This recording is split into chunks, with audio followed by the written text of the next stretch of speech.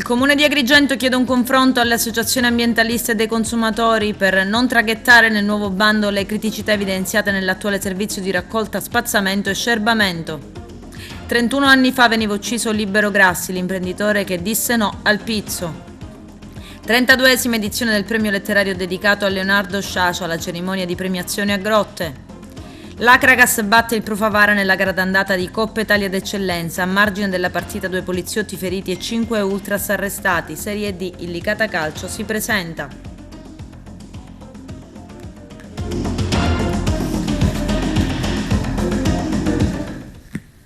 Bentrovati gentili telespettatori al nostro appuntamento con l'informazione. In apertura parliamo di gestione dei rifiuti. Il Comune di Agrigento pensa al nuovo bando del 2023, non solo raccolta differenziata ma anche servizi di spazzamento e scerbamento. Questo è il momento per bilanci che individuino punti di forza differenziata al 65% e debolezza poco personale a fronte di un'estensione territoriale notevole rispetto alla densità di popolazione, cittadini fantasma che non pagano il servizio. L'amministrazione Micichè coinvolge le associazioni ambientaliste e quelle dei consumatori. Vediamo.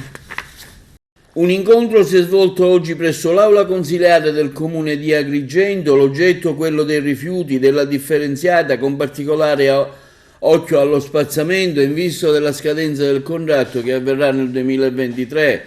Presenti le associazioni dei consumatori, tutte tematiche interessanti che sono state trattate, che da un lato mirano a conciliare le esigenze delle associazioni in rappresentanza dei cittadini di Agrigento e dall'altro l'amministrazione comunale della città, presenti all'incontro il sindaco di Agrigento Micichè e l'assessore al ramo Trupia.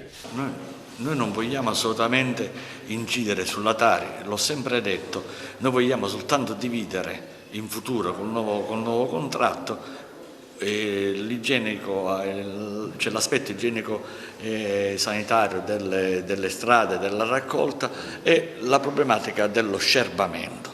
Sono due cose che io voglio assolutamente dividere perché per così come è il contratto con 15 persone, quindi 7 coppie e mezzo di operatori che devono contemporaneamente spazzare e scerbare Agrigento che ha, oltre al centro storico, ha 11 quartieri satelliti, è impossibile, quindi stiamo cercando di rivedere il contratto così alla scadenza, aiutati anche dalle associazioni ambientaliste che oggi sono presenti come anche l'altra volta, di mettere tutti insieme, di formulare e di arrivare a un fine che sarebbe più consono per una migliore pulizia della città, è logico. Per ciò che riguarda questa vicenda del quinto, sul capitolo dice che voi non ne avete usufruito mentre l'amministrazione precedente l'aveva fatto. No, non è assolutamente vero, noi l'abbiamo usufruito, abbiamo raggiunto il massimo, se andiamo oltre poi veramente, come dice qualcuno che dobbiamo fare, andremo in giro sulla Tari, poi veramente aumenterà la Tari, io non lo voglio assolutamente, anzi io voglio che la Tari rimanga lì dove, anzi che possa anche diminuire aumentando anche i servizi. Quindi l'amministrazione attiva, diciamo, viene incontro alle richieste delle associazioni consumatori per quello che si può ovviamente? Sicuramente stiamo accogliendo tutte le richieste e non vi nascondo che già qualcosa si vede ad Agrigento, un minimo di pulizia in più c'è stato un potenziamento, ma il potenziamento non è con un aumento della Tari, assolutamente la Tari non viene intaccata e sono su dei servizi che abbiamo preso in parte o abbiamo trovato non espletati e quindi con questi servizi noi facciamo un potenziamento transitorio di qualche mese.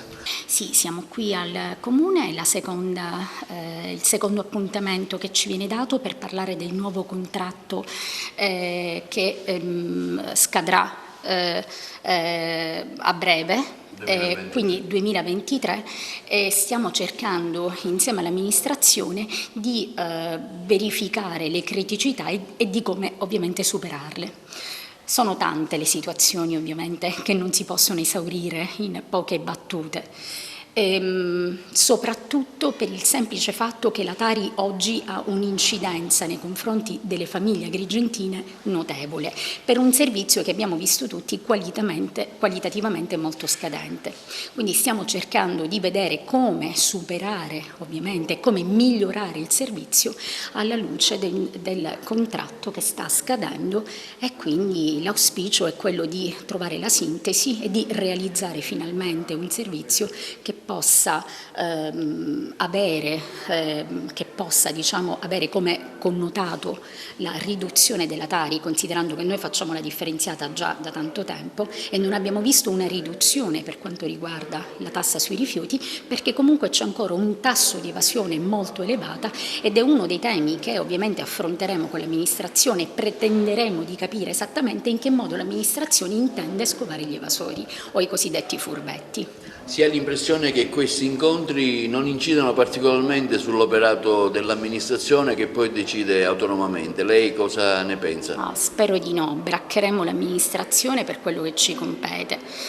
Probabilmente non tutti gli attori oggi sono presenti, perché fare un tavolo con associazioni dei consumatori, ad esempio, e altre associazioni che probabilmente non hanno la capacità di incidere perché non hanno la legittimazione ovviamente per poterlo fare, per competenza, e ad esempio al tavolo mancano le associazioni di categoria, Confcommercio, Confartigianato, Confimpresa. Mancano anche le ditte, qualcuno dice. Sì, lo abbiamo proposto. Personalmente la volta precedente abbiamo chiesto ovviamente un'interlocuzione col dirigente del settore, con le ditte, perché ovviamente tu puoi migliorare solo se hai la possibilità intanto di un contraddittorio e di avere anche quelle risposte che l'amministrazione magari nell'immediato non è in grado di fornirti, in assenza appunto delle ditte che ti possono dire quello che possono fare e quello che non possono fare, questo per fare un esempio. Quindi francamente è un tavolo un po' tra virgolette anonimo, che comunque noi ci siamo, garantiamo la nostra presenza come associazione consumatori, sperando appunto di poter incidere favorevolmente a favore appunto delle famiglie agrigentine. Ecco, lei a inizio seduta chiedeva la registrazione degli interventi, perché forse qualcuno l'ha dimenticato. Ecco, perché è importante registrare? Lei insomma ha voluto, ha preteso che quest'atto formale venisse fatto dall'amministrazione comunale di Agrigento. Sì, infatti in assenza di tale chiarimento, in assenza di una registrazione delle sedute, non mi sta bene, personalmente non sta bene alle associazioni dei consumatori con le quali ho fatto cartello il fatto di non avere la possibilità di che i nostri interventi vengano verbalizzati, perché questa è un'assunzione di responsabilità per evitare che queste riunioni possano avere il significato di 4 amici al bar, come dire, come se ci fosse una tifoseria, no?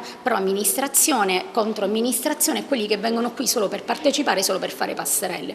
Mi dispiace, ma è una cosa che non accettiamo, perché chi si assume la responsabilità di rappresentare le famiglie lo deve fare in toto e deve ovviamente farlo attraverso una legittimazione che gli viene data per l'associazione che rappresenta, e soprattutto noi abbiamo la pretesa che ovviamente i nostri interventi, di modo che vengano conosciuti da tutti, che tutti sanno quello che diciamo e quello che ovviamente vogliamo che si realizzi, vengano prese in considerazione nella giusta misura.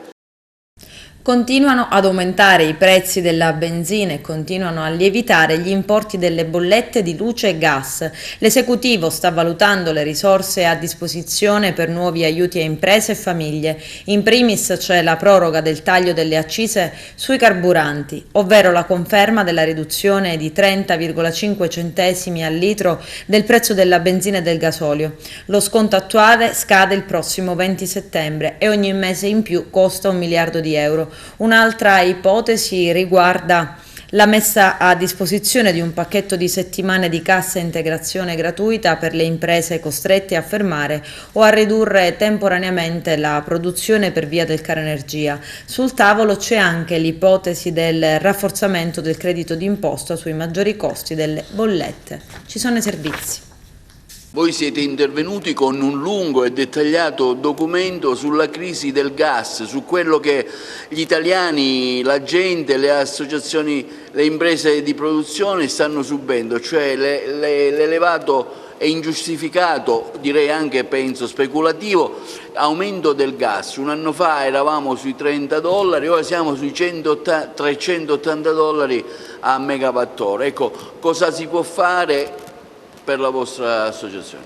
Ma noi come Lega delle Cooperative Siciliane abbiamo ritenuto appunto di intervenire sul caro gas, sul caro energia che sta mettendo in ginocchio l'economia siciliana ma anche l'economia nazionale. Abbiamo tutti visto quello che sta succedendo nel settore della pesca, è un settore che rischia in qualche maniera di essere messo in ginocchio. Riteniamo che oltre a un problema di crisi economica e finanziaria il tema dell'aumento del gas possa determinare una questione sociale e drammi sociali di immani proporzioni come la perdita di decine e decine di posti di lavoro e soprattutto anche la diminuzione della capacità d'acquisto da parte delle famiglie. In un momento come questo di campagna elettorale in cui le forze politiche sono impegnate a polemizzare tra di loro sulla vicenda dei paracadutati, sulla vicenda delle candidature blindate, come organizzazione di categoria, come movimento cooperativistico noi chiediamo alla politica di impegnarsi immediatamente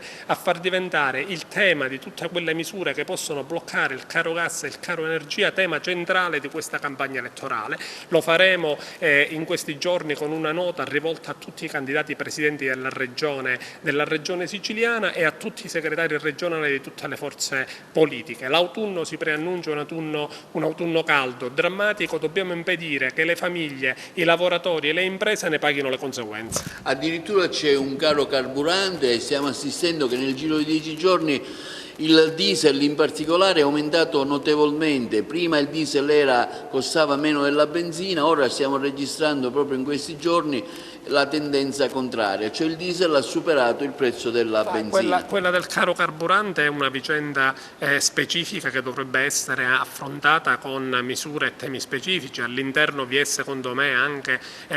sono anche degli atteggiamenti di natura speculativa, ma è un pezzo della vicenda dell'aumento del gas, dell'energia elettrica che sta in qualche maniera in questa spirale inflazionistica che ormai ha raggiunto dati pari a quelli di 35 anni fa, che sta mettendo in ginocchio soprattutto le nostre imprese agricole, soprattutto le nostre cooperative di trasporto, soprattutto le nostre cooperative di consumo. Come Lega delle Cooperative noi saremo in prima linea per affrontare questi temi, siamo disponibili al confronto con le forze politiche e con le forze sindacali, con l'auspicio che si possano individuare immediatamente tutte quelle misure per mettere al riparo famiglie e lavoratori. Addirittura stiamo assistendo a delle dichiarazioni da parte di diverse associazioni di categoria che numerose aziende a causa del caro gas e del caro carburante non riapriranno i battenti dopo le ferie d'estate? Nel settore della ristorazione e nel settore agricolo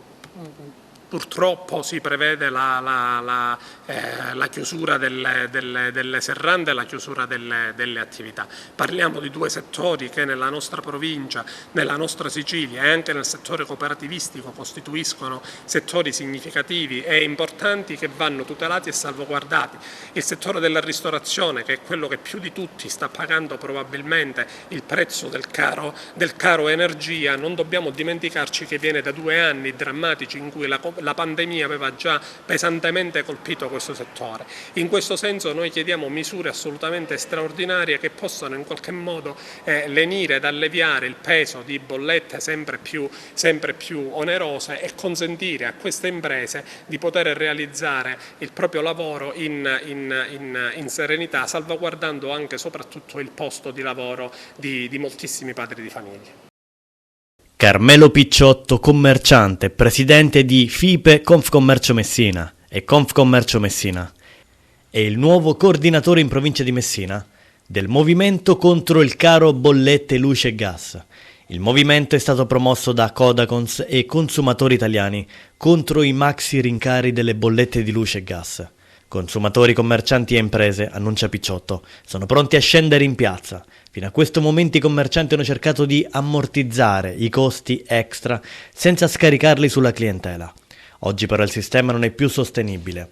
Siamo al collasso. Il movimento chiede al governo, di fronte ai nuovi record delle quotazioni dell'energia sui mercati internazionali, di intervenire con urgenza adottando misure tese ad evitare il rischio default per famiglie e imprese. Il presidente del movimento, il giurista e professore universitario Francesco Tanasi, lancia un appello affinché si ricorra subito ai prezzi amministrati di luce e gas. Imprese, industrie, commercianti e famiglie, spiega Tanasi, stanno andando incontro ad una catastrofe causata dall'abnorme crescita dei costi energetici, con le bollette destinate a registrare aumenti record durante i prossimi mesi. Di fronte a tale scenario, gli interventi sulla tassazione non sono più sufficienti e non possono bastare a salvare l'economia. Serve ricorrere a tariffe di luce e gas amministrate dallo Stato, unica strada per uscire al più presto dalla crisi e consentire a imprese e industria di proseguire le attività e alle famiglie di riuscire a pagare le forniture energetiche, conclude Tanasi.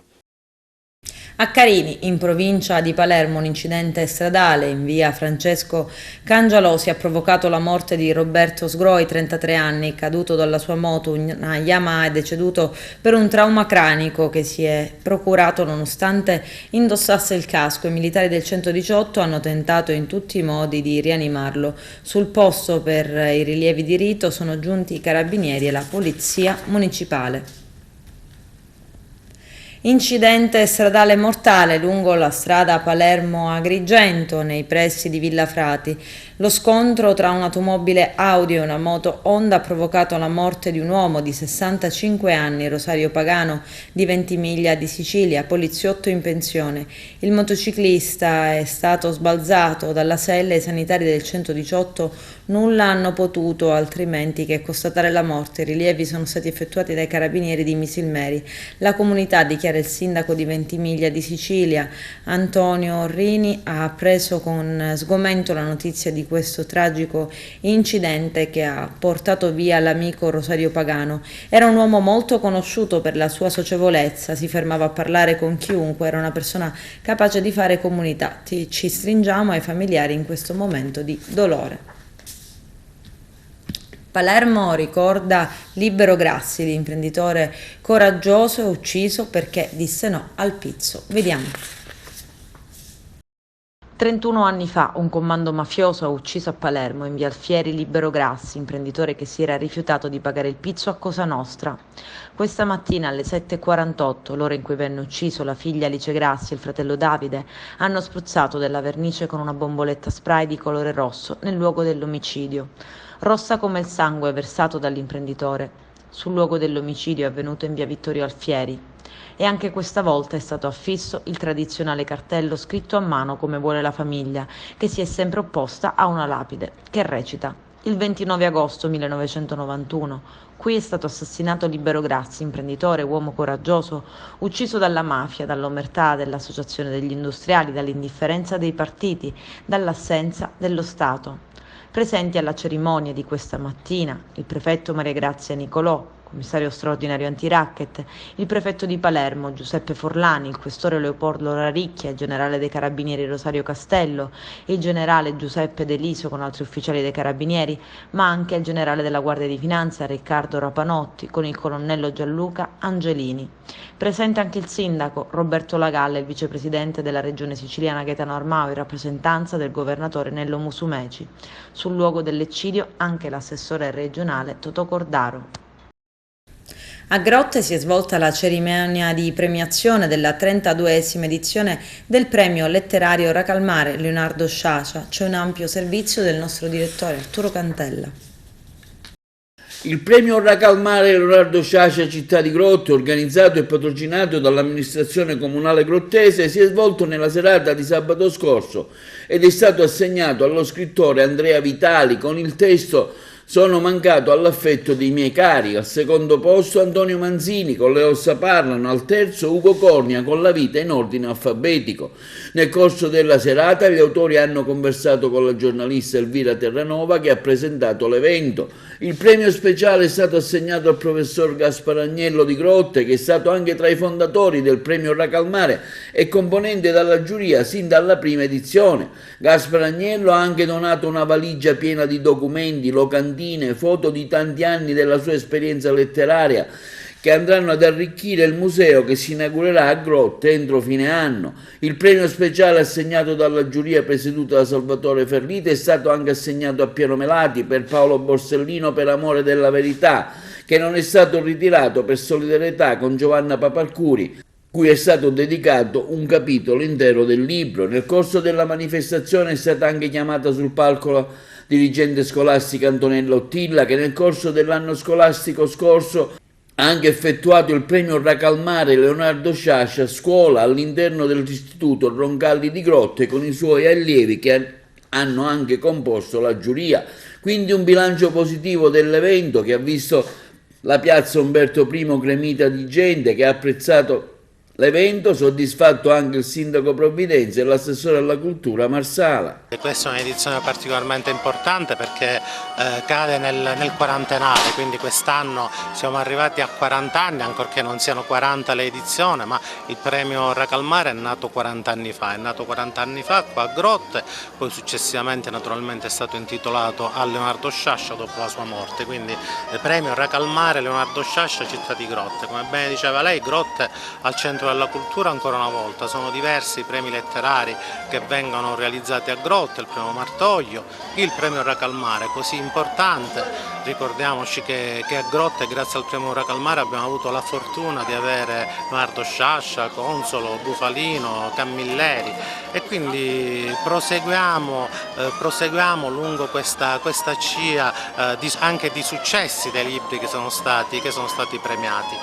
Quest'anno è il quinto anno di collaborazione con il professore Ferlita, il presidente onorario del premio, una terna molto importante, 3 autori molto interessanti, anche dei premi speciali, quindi come amministrazione non posso che esprimere la mia totale soddisfazione e naturalmente proseguiamo come abbiamo sempre fatto.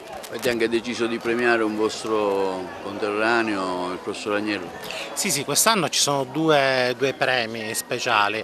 Uno è stato previsto per il professor Agnello, Gaspare Agnello che ha avuto la fortuna di conoscere bene Leonardo Sciascia e quindi anche nei suoi testi ha sempre evidenziato, rappresentato tutte le occasioni di incontro che ha avuto con Leonardo Sciascia. E poi a Melati, un altro autore particolarmente interessante che purtroppo stasera non sarà presente perché come ormai tutti sanno anche dalla stampa nazionale ha deciso di non ritirare il premio in solidarietà, esprimendo solidarietà a Giovanni Paparcuri. È nota la vicenda di questi giorni di Paparcuri e del Buncherino. Io sono dispiaciuto dell'assenza di Melati, peraltro anche ieri avevo telefonato sia a Paparcuri che Melati invitandoli sul nostro palco, invitandoli nel nostro comune e l'occasione migliore sarebbe stata quella di esprimere la solidarietà a Paparcuri in questa sede. Ricordiamoci che il premio Racalmare è stato da sempre e sarà sempre presidio di legalità e di cultura, quindi sarebbe stata una buona occasione, però va bene lo stesso. Un'occasione anche affinché il premio Racalmare venga particolarmente apprezzato dal pubblico? Assolutamente sì, ma il premio è apprezzato dal pubblico, ormai ha una rilevanza nazionale, ricordiamoci che a Grotte sono passati anche premi Nobel, quindi il premio ormai ha una sua connotazione ben specifica si è ritagliato uno spazio importante nell'ambito della cultura italiana. È una grande emozione vedere il mio libro La terrazza delle noci premiato dalla giuria del premio Racalmare, credo che sia una grande emozione, però secondo me la giuria ha voluto premiare anche i miei 15 anni fatta a TVA, la trasmissione Un libro per amico che mi ha consentito di intervistare decine di scrittori di tutto il mondo, di intervistare 3 premi Nobel.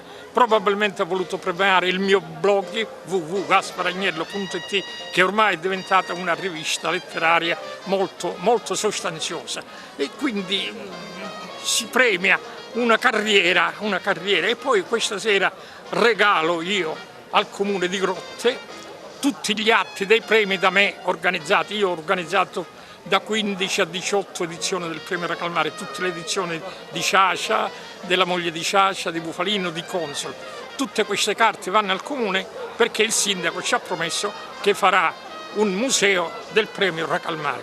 Conferiremo anche i quadri che abbiamo esposto a Milano, che abbiamo esposto ad Agrigento, che abbiamo esposto a Grotte, che abbiamo esposto ad Acalmuto, su Sciascia e il premio Racalmare. Quindi una bella soddisfazione alla mia età di 88 anni, le somme mi portano a questo premio che mi consola molto e mi fa molto felice. Il suo è stato un lavoro anche di scoperta e di lancio di una personalità importante come lo scrittore Russello di Favara. Ha dedicato lei tantissimi momenti culturali proprio per farlo conoscere. Beh, allora io la ringrazio di questa domanda, perché l'ultima mia fatica letteraria, se riesco a portarla a termine, è quella di fare una monografia su Antonio Russello, che ritengo sia uno dei maggiori narratori del secondo Novecento e che merita di essere riscoperto da tutta la cultura italiana. Quindi progetti futuri, a breve vedremo qualcosa?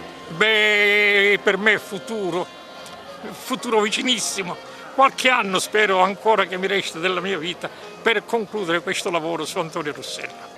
Racconto di un caso per il Rocco Schiavone un po' pesante, un po' brutto, un po' nero, una favola nera dove vengono ritrovati i resti di un bambino e si scopre che questo bambino è stato ucciso con una violenza, quindi è un libro abbastanza duro che è costato sudore e lacrime, perché bisogna leggerlo, non lo so, non so neanche perché bisogna scriverlo, ormai c'è. Ecco, cos'è che l'ha ispirata a scrivere questo libro? Quali sono state le ragioni profonde di questa scrittura? Volevo parlare da tempo dell'argomento, siccome per affrontarlo ho cercato di essere il più preparato possibile e avere il più tatto possibile, mi sono preso parecchi anni prima di affrontarlo. Spero di non aver sbagliato libro, spero che il libro piaccia al lettore, che lo senta come l'ho sentito io.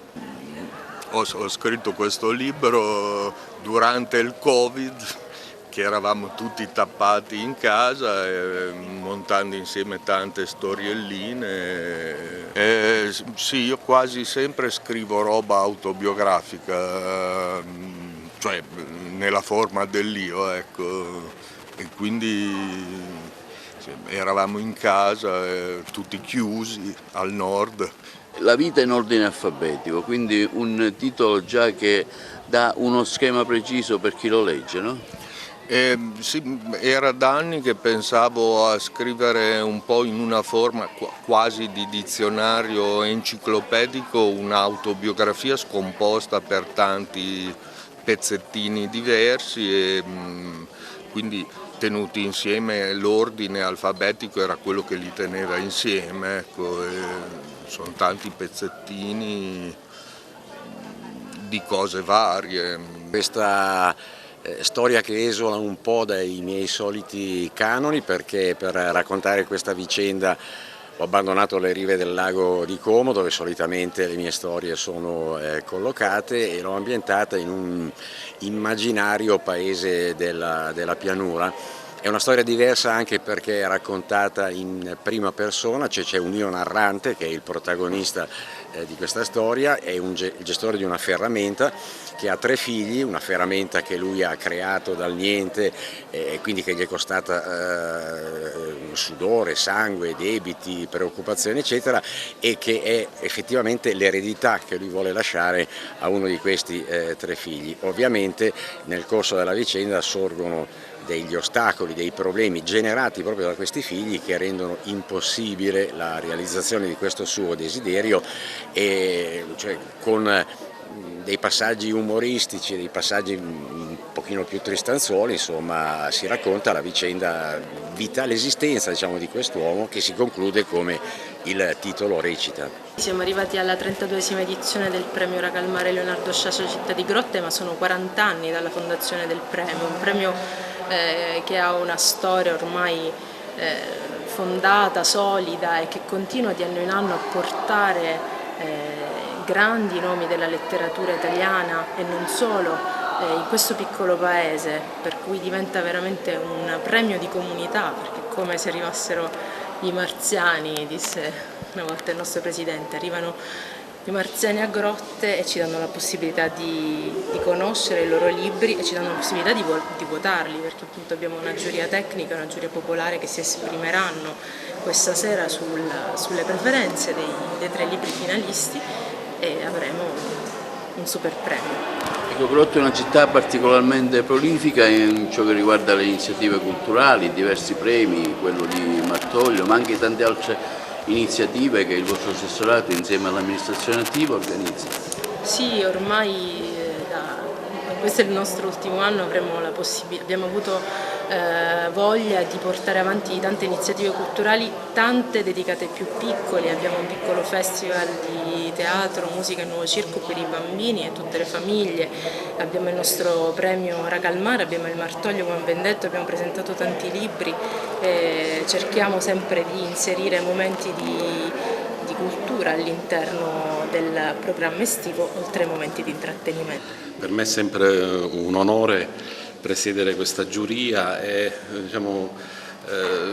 trovarmi coinvolto nelle dinamiche, nei meccanismi di un premio che ormai può vantare una storia quarantennale, nato sotto l'egida di uno dei più grandi scrittori del Novecento, e quest'anno punta i riflettori su 3 scrittori diversi l'uno dall'altro, che messi insieme offrono una panoramica interessante della letteratura italiana contemporanea. Stiamo parlando di Antonio Manzini, Andrea Vitali e Ugo Cornia, quindi vedremo quale sarà il verdetto finale. I 2 premi speciali destinati ad Agnello e a Melati mettono in evidenza da un lato il valore della memoria, del ricordo, della testimonianza, tutto quanto legato alla storia del premio, e dall'altro la storia di Paolo Borsellino, il valore della memoria, il significato della testimonianza, quindi un'edizione ricca di stimoli particolari quest'anno. C'è anche il premio Racalmare Scuola, un'iniziativa sicuramente interessante che lei porta avanti durante la sua attività didattica. Sì, effettivamente quest'anno è stata celebrata la 13ª edizione del premio Racalmare Grotte Scuola. È un premio del tutto diverso dalle altre manifestazioni, perché sono i ragazzi che dall'inizio alla fine seguono questa manifestazione, nel senso che loro durante l'anno leggono dei libri, li condividono, ne fanno una piccola critica. Poi alla fine dell'anno, quest'anno è stato il 7 di giugno, hanno incontrato gli autori dei 3 libri che hanno scelto fra i tanti, li intervistano e un gruppo di loro fa parte proprio della giuria che a scrutinio segreto, ma nella massima trasparenza, cioè durante la manifestazione stessa, emette un giudizio, un verdetto. La giuria di quest'anno ha premiato il libro di un loro coetaneo proprio perché sono stati affascinati dal fatto che un loro coetaneo potesse scrivere sui pupi siciliani e sul teatro dei pupi siciliani fatto in Sicilia. Manifestazione con un feedback meraviglioso, e tutti i ragazzi della scuola secondaria di primo grado di Grotte hanno partecipato all'iniziativa. 5.000 spettatori circa hanno assistito al Teatro Valle dei Templi di Agrigento al Tommy Summer Tour, l'atteso concerto di Tommaso Paradiso. L'ex leader dei Journalist è salito sul palco nell'affascinante location della Valle dei Templi per il sold out registrato da settimane. Tommy Summer Tour è stata un'autentica festa, 2 ore di spettacolo in cui ogni canzone è stata accolta dall'entusiasmo del pubblico come fosse la più attesa, regalando momenti indimenticabili. Vediamo. Eravamo così belli, almeno ci sembrava, ed un giorno al mare era sempre un giorno speciale, con le righe di lato e i sogni oltre la facevamo i conti, pensieri aspettati, le notti studiate, canto, con le spalle scoperte, la musica di mamma e papà. Il sistema solare, il cuore, il fumo della pelle. Cos'è che ci fa sentire ancora sulle stelle?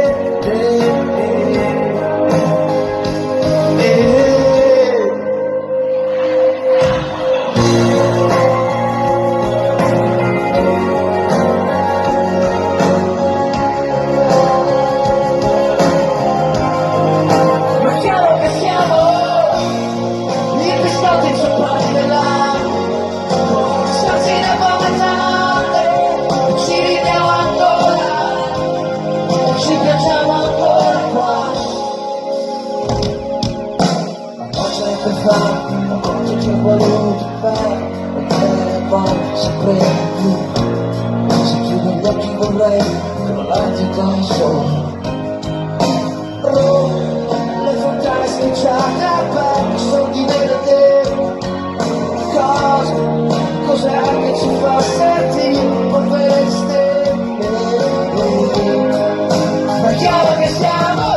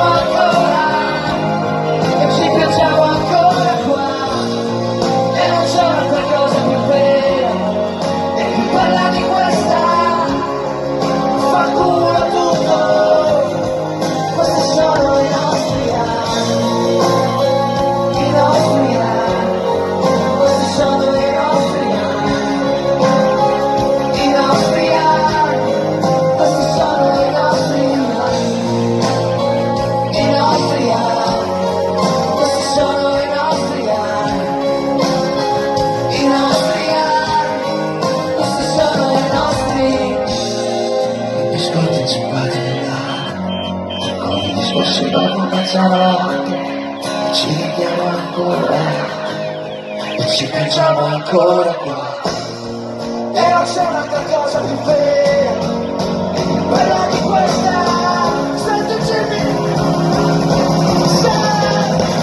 sono i nostri anni, i nostri anni, questi sono i nostri anni, i nostri anni, ascoltiamo, questi sono i nostri anni, diciamoci, sentiamoli, sì, questi sono i nostri anni, i nostri anni, questi sono i nostri anni, i nostri anni, questi sono i nostri.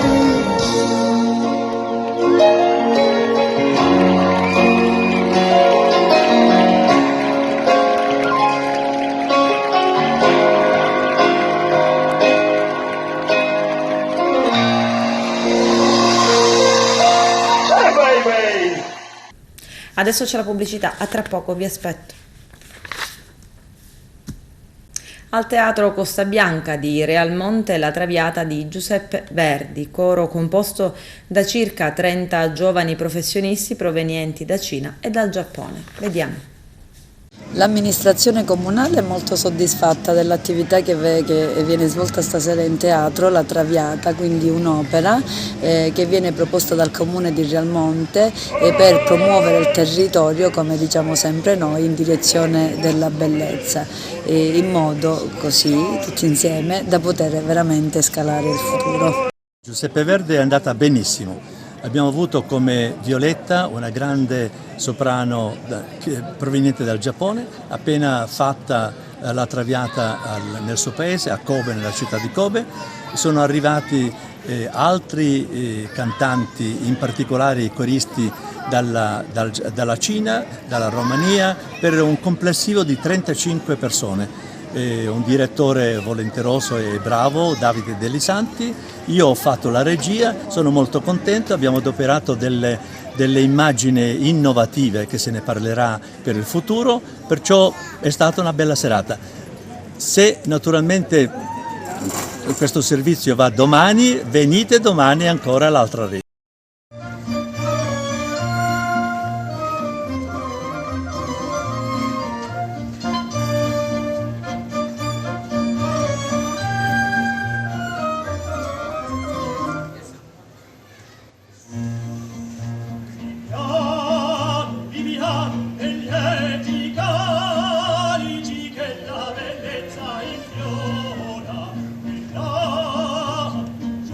Fuggevano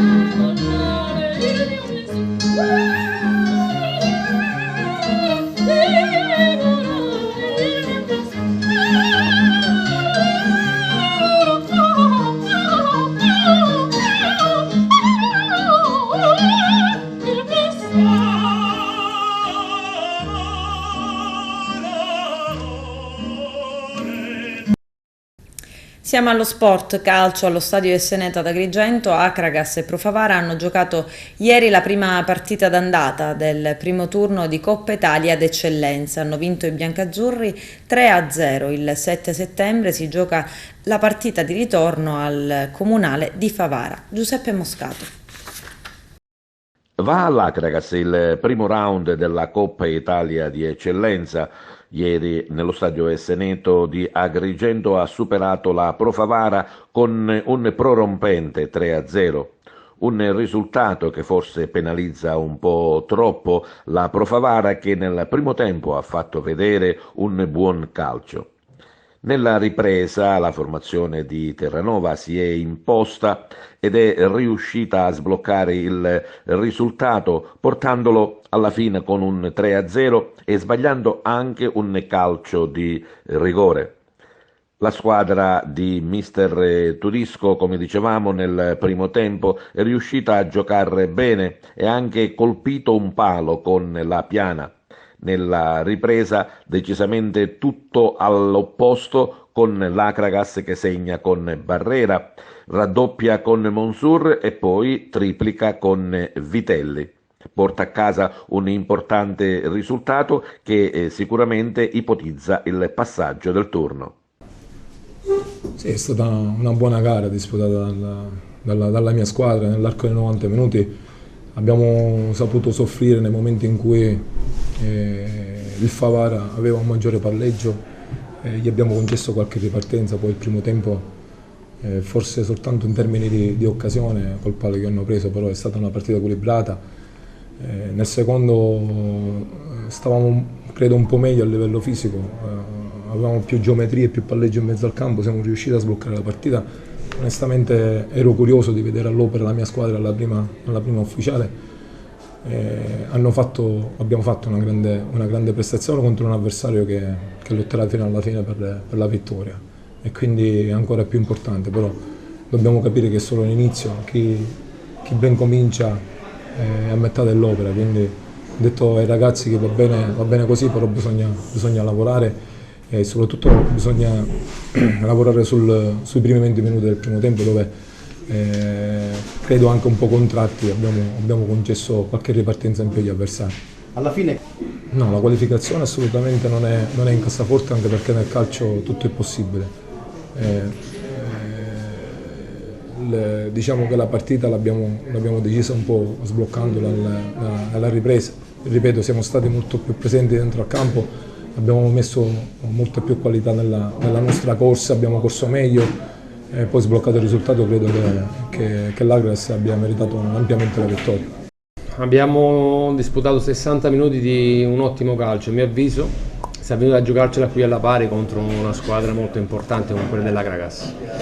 Loro non ci hanno mai tirato in porta il primo tempo, noi diversamente gol mancati, pali, un rigore nettissimo che non ci ha dato su De Luca, quindi poi alla lunga, voglio dire, queste situazioni le paghi. Poi il secondo tempo qualcuno, De Luca aveva preso una botta, qualcuno non stava bene fisicamente, qualche acciaccato, ho fatto dei cambi e lì abbiamo perso le distanze, abbiamo visto delle geometrie, abbiamo perso un pochettino quello che erano gli equilibri e poi abbiamo regalato campo e concesso possibilità all'Acragas, che quando concedi possibilità ti fa gol.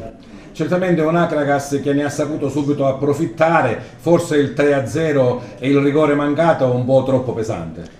Uno che non vede la partita probabilmente legge il risultato, il tabellino, e dice questi li hanno massacrati, e invece probabilmente a mio avviso la partita è stata completamente diversa da due volte. Per 60 minuti un ottimo Favara, ben messi in campo, ottime geometrie giocate, una squadra che cercava sempre di uscire con la palla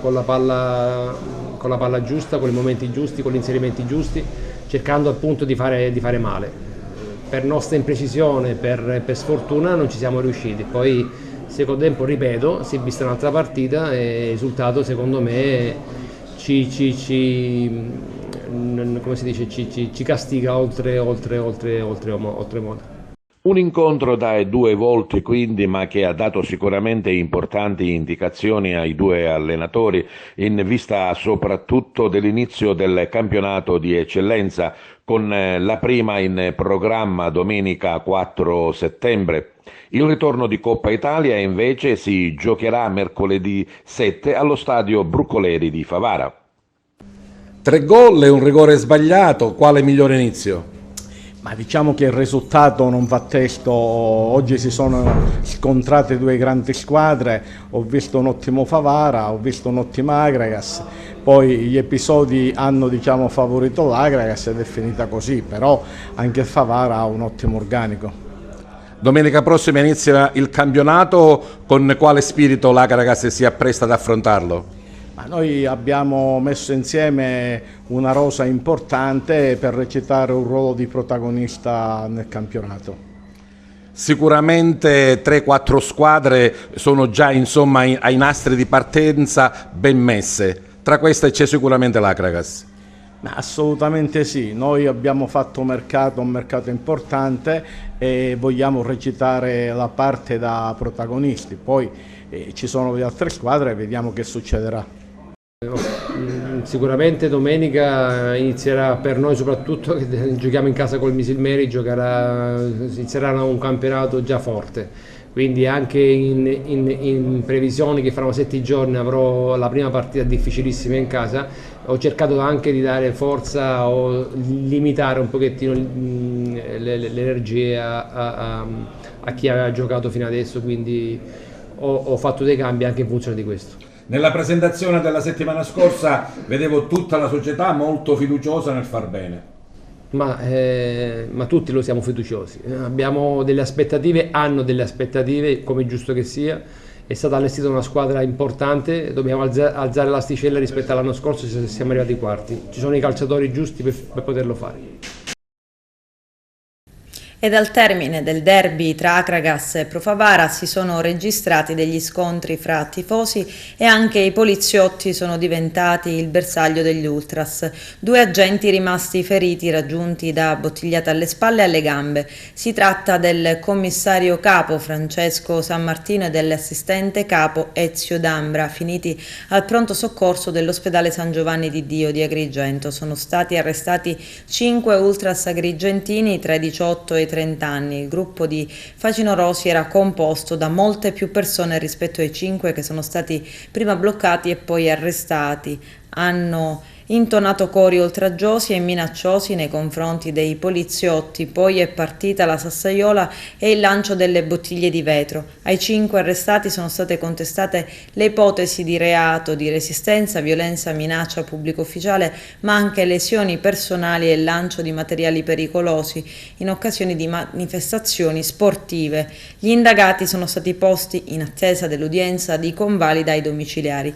Un fatto inaccettabile ed inqualificabile, ha detto il presidente dell'Akragas Giuseppe Deni. Come società di calcio siamo al fianco dei nostri agenti, a cui va il ringraziamento per la particolare dedizione con cui domenicalmente affrontano il loro lavoro a tutela dell'ordine pubblico. Quanto accaduto, prosegue, non ha alcuna giustificazione. Chi ha agito dimostrando assoluta mancanza di rispetto delle istituzioni ne pagherà le conseguenze. Ci dissociamo da questi pseudo sportivi che nulla hanno a che vedere con i principi di lealtà e fair play che questa società sportiva da sempre persegue.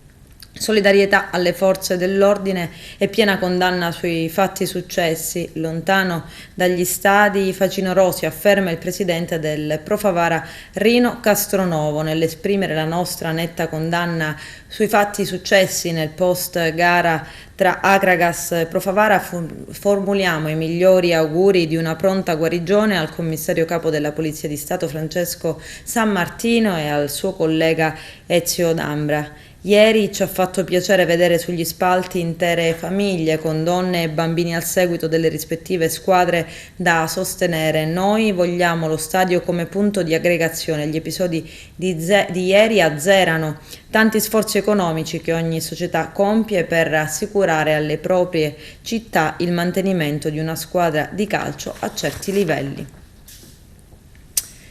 E alla vigilia del debutto di Coppa Italia di Serie D, il Licata Calcio di Pippo Romano presenta alla città giocatori e la nuova maglia. Vediamo.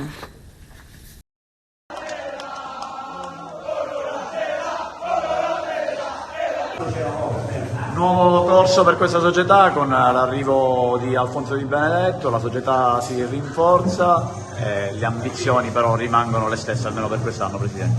Sicuramente, noi diciamo sotto gli occhi di tutti che questo è il 4º anno di Serie D, questo insomma contiamo di affermarci sempre con un progetto diciamo prevalentemente dei giovani, anche se abbiamo confermato i ragazzi che interessava tenere dell'anno scorso, siamo qui insomma, siamo qui per fare bene.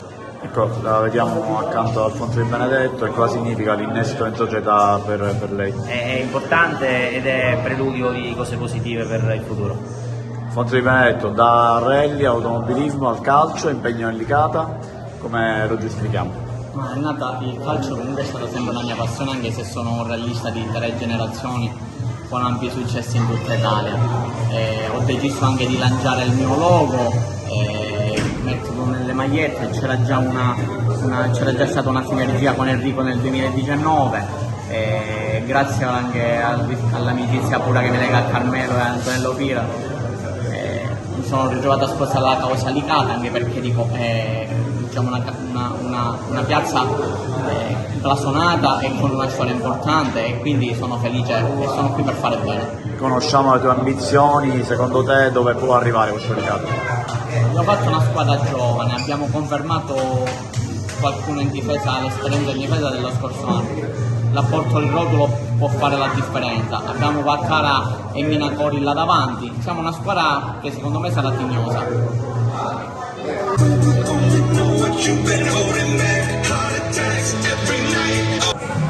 Riccardo Rotulo approda a Licata, che cosa significa per te? Allora, intanto è una bella emozione, sono contento perché ho scelto questa piazza, ne sono convinto e spero faremo bene. Ecco, avrai le chiavi della regia del centrocampo, della squadra, una bella responsabilità per te.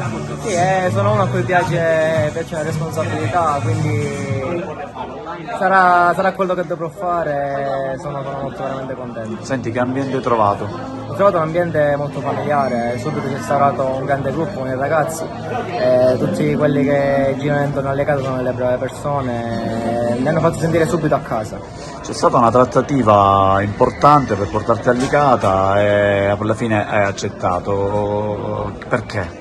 Allora, come ho detto poco fa, sicuramente quello che mi ha spinto a accettare è stato il progetto che mi ha illustrato la società e soprattutto il forte interesse che hanno mostrato nei miei confronti. Ho scelto anche questa piazza perché è una piazza calorosa dove ti fanno sentire il giocatore vero, quindi non ho esitato. Tu sei giovane, un'esperienza ne hai tratta tanta, esordi e Lega Pro, poi hai giocato anche fuori dalla Sicilia, al nord, insomma è un'esperienza importante. Che cosa potrai dare a questa squadra? Sicuramente darò tutto per la maglia, per la città e mi metterò a servizio dei miei compagni per rendermi utile e spero faremo meglio dell'anno scorso. Ancora a Licata anche quest'anno, che cosa significa per te? Significa molto perché, come ho detto prima, volevo dare ancora molto a questa piazza che mi ha dato tanto. Ho sposato il progetto dei presidenti Massimino e Fofo Di Benedetto che mi hanno voluto fortemente. Che cosa ti aspetti quest'anno dalla tua stagione personale e dalla stagione della squadra? Allora, mi aspetto molto soprattutto alla squadra perché abbiamo lavorato molto in questo ritiro e vogliamo dimostrare, nonostante siamo un gruppo giovane. Personalmente mi aspetto di ripetere la buona stagione dell'anno scorso e magari possiamo superare. Migliorare il tuo bottino personale, l'anno scorso 6 reti mi sembra, no, 8, quindi dobbiamo andare in doppia cifra. Sì, speriamo, non voglio pronunciare questa parola perché l'anno scorso diciamo quando ho detto doppia cifra mi sono fermato, però diciamo di sì. Con questo è tutto, termina qui l'edizione del telegiornale, grazie per la gentile attenzione e per essere stati con noi, a presto.